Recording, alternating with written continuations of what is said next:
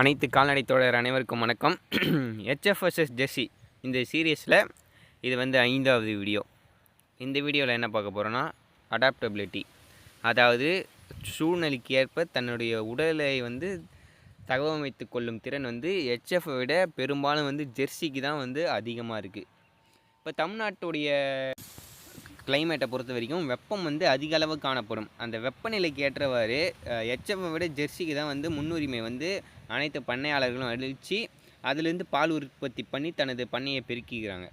இப்போ வந்து ஹெச்எஃப்பில் பார்த்தீங்கன்னா, இந்த வெயில் அதிகமாக இருக்க அந்த கோடை காலத்திலலாம் பார்த்தீங்கன்னா வாயிலேருந்து எச்சில் அந்த உமிழ்நீர் வந்து கீழே விழுகும், இறப்பெடுக்கும், மூச்சு வாங்கும்.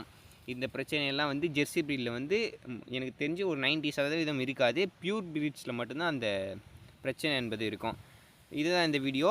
மறக்காமல் லைக் பண்ணிக்கோங்க, சப்ஸ்கிரைப் பண்ணிக்கோங்க. நன்றி, வணக்கம்.